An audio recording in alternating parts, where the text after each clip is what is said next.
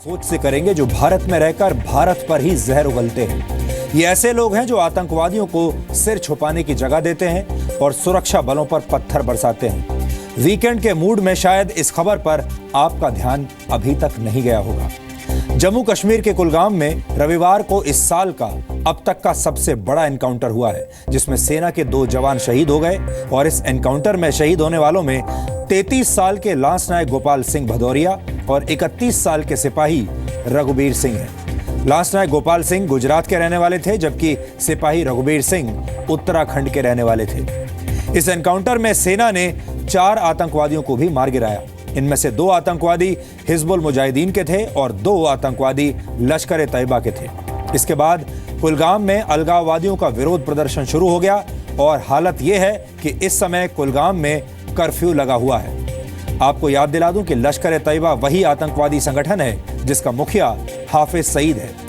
कुलगाम के जिस घर में आतंकवादी छिपे हुए थे, उसमें रहने वाले एक युवा की गोली लगने से मौत हो गई। लेकिन यह खबर यहीं तक सीमित नहीं है। इस खबर से जुड़ा हुआ एक बहुत महत्वपूर्ण पहलू है जिसका जिक्र करना आज बहुत जरूरी है। अपुष्ट खबरों के मुताबिक ऐसा आरोप है कि जब आतंकवादियों के खिलाफ ऑपरेशन चल रहा था तो घर में छिपे स्थानीय युवक ने सैनिकों पर पत्थर फेंके। इतना ही नहीं, ऐसी भी खबरें आई हैं कि जिस वक्त सेना अपना काम कर रही थी, उस वक्त रिहायशी इलाके में मौजूद आम लोगों ने इस ऑपरेशन में बाधा पहुंचाने की कोशिश की। स्थानीय लोग आतंकवादियों के हमदर्द बने हुए थे। एनकाउंटर खत्म होते ही स्थानीय निवासी उग्र हो गए और हिंसक प्रदर्शन करने लगे। लेकिन सुरक्षा बलों की जवाबी कार्रवाई में एक और युवक की मौत हो गई, जिसके बाद लोगों ने पाकिस्तान के पक्ष में नारेबाजी शुरू कर दी। आपको याद होगा, पिछले वर्ष फरवरी के महीने में जब 3 आतंकवादियों ने जम्मू कश्मीर के पंपोर में ईडीआई बिल्डिंग पर हमला किया था, उस वक्त भी आतंकवादियों का पक्ष लेने वाला गैंग एक्टिव हो गया था। उस वक्त आतंकवादियों का सामना कर रहे सैनिकों के सामने भी दुश्मन था और पीठ के पीछे भी उन वीर जवानों पर पत्थर फेंके जा रहे थे। उनके बारे में अभद्र भाषा का प्रयोग किया जा रहा था। कुलगाम के एनकाउंटर को लेकर जो आरोप लगाए जा रहे हैं, उनके मुताबिक इस बार भी स्थिति लगभग ऐसी ही थी। यानी भारत के जवानों पर दोनों दिशाओं से दुश्मन हमला कर रहा है। इनमें से एक दुश्मन हथियारों से लैस है, जबकि दूसरा दुश्मन वैचारिक जहर से लैस है। ये एक गंभीर स्थिति है और भारत को इन दोनों ही तरह के दुश्मनों का इलाज करना ही होगा। हम आतंकवादियों को गोली से जवाब दे रहे हैं, लेकिन इस वैचारिक जहर की दवाई हम अब तक नहीं खोज पाए हैं। यहाँ पर हम आपको बता दें कि इस खबर में हमने कई ऐसे वीडियोस का इस्तेमाल किया है जो YouTube पर अपलोड हुए हैं। ऐसे वीडियोस की सत्यता की पुष्टि हम नहीं कर सकते। हमें लगता है कि इस मामले की जांच होनी चाहिए।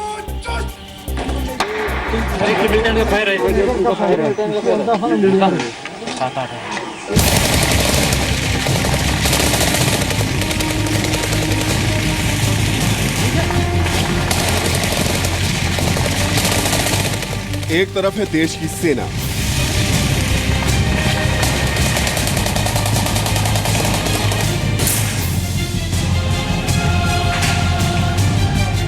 दूसरी तरफ है देश के दुश्मन।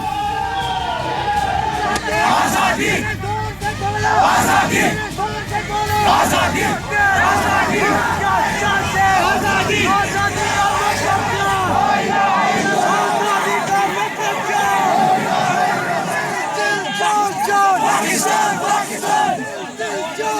पाकिस्तान, पाकिस्तान, पाकिस्तान, पाकिस्तान।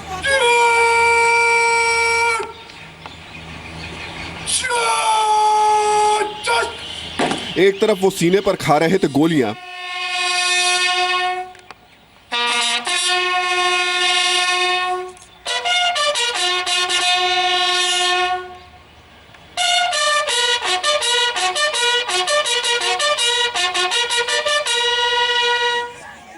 दूसरी तरफ वीर सपूतों को दी जा रही थी गालियां।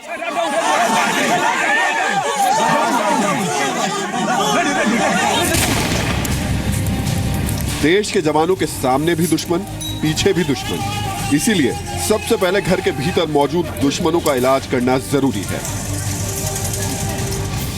तस्वीरें जम्मू कश्मीर के कुलगाम जिले की हैं, जहां 4 आतंकवादी भीगी बिल्ली बनकर एक घर में दुब के बैठे थे। क्योंकि उन्हें मालूम था कि वहां मौजूद उनके हमदर्द उनका बाल भी बांका नहीं होने देंगे। लेकिन देश की मिट्टी पर बैठे आतंक के इन सांपों को कुचलने में हमारी सेना ने जरा भी देर नहीं लगाई और चारों आतंकवादियों को मार गिराया।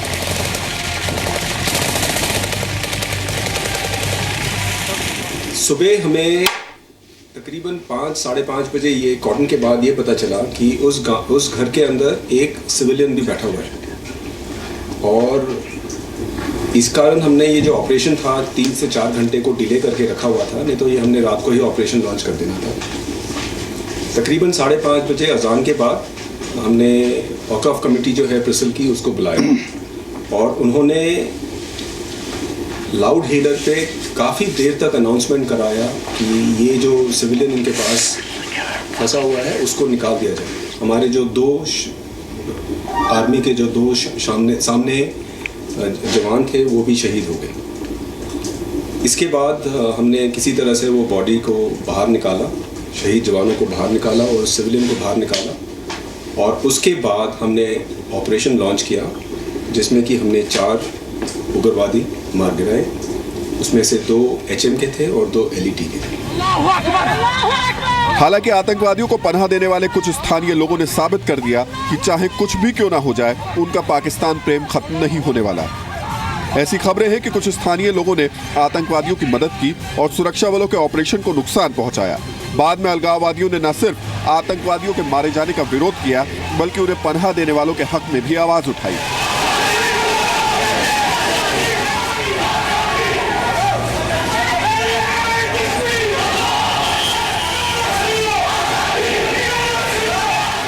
There have been a series of evidences and now it's no longer a secret that the entire terrorism on the Indian soil, particularly in the state of Jammu and Kashmir, is being promoted, perpetuated, sponsored by Islamabad. पूरा देश जो है चुनावी mood में है।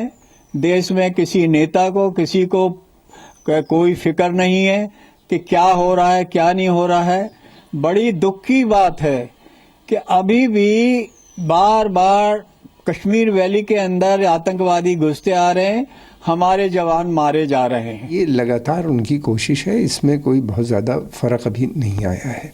हालांकि हम लोग उम्मीद कर रहे थे कि कमर बाजवा जो नए वहाँ के आर्मी चीफ बने हैं, उनके बाद उन्होंने कुछ बातें भी की थी ऐसी रोक कि इसमें शायद कुछ कमी आएगी, लेकिन इतने इन्फिल्ट्रेशन पहले ही हो चुके हैं, इतने लोग। फिर दूसरी बात ये कि पाकिस्तान में अभी भी मिलिटेंट के कैंप चल रहे हैं, उनको ट्रेनिंग दी जा रही है, उनकी फंडिंग में कोई कमी तो आई नहीं और कोई पॉलिसी में भी बहुत बड़ा परिवर्तन नहीं नज़र आता। तो ये लोग स्लीपर सेल्स इनके यहाँ पे मौजूद हैं, काफ़ी समय से ये यहाँ पे हैं, ट्रेन हो जाते हैं, ट्रेनिंग लेते हैं, ट्रेन लेके उनको भेज देता है। 2 हिजबुल मुजाहिदीन के हैं और 2 LET, और जो LET के भी हैं ये लोकल रिक्रूटमेंट हैं, ये पाकिस्तान से आए हुए नहीं है, ये वहीं के हैं, HM उसी किस्म का कार्डर है। और इन लोगों ने ये जो पुलवामा एरिया है, कुलगाम है, ये काफ़ी एक्टिव रहा है। अगर आप देखेंगे हिस्ट्री, पिछले 1 साल के अंदर 7 एनकाउंटर हुए हैं पुलवामा में और ये एक हॉट बेड है इंसर्जेंसी का। तो उसके ऊपर फ़ौज के हमारे जो ट्रुप्स हैं उन्होंने काफ़ी सफलतापूर्वक कार्रवाई की है और CRPF के साथ में और जो JNK पुलिस के साथ में मिलकर ऑपरेशन चलाया और उसके अंदर इनको 4 को इनको हलाक किया।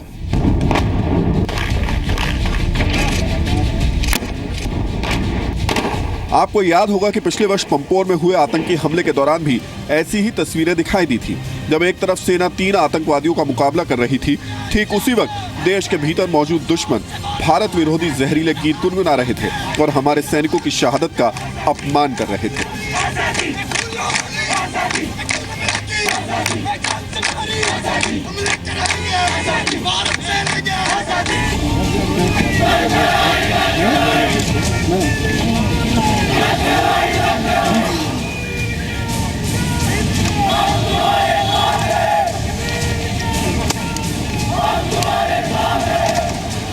उस वक्त भी उन्होंने सोशल मीडिया का इस्तेमाल करके नफरत का एजेंडा चलाने की कोशिश की थी और आज भी ऐसे लोगों की जमात कुलगाम एनकाउंटर की ऐसी कई सारी तस्वीरों को सोशल मीडिया पर अपलोड करके नफरत का एजेंडा चला रहे हैं। इतना ही नहीं, जगह जगह पोस्टर्स लगाकर ये कहा जा रहा है कि फौजियों से दूरी बनाए रखना और पोस्टर पढ़ने वाले अपनी जिंदगी के लिए खुद जिम्मेदार होंगे।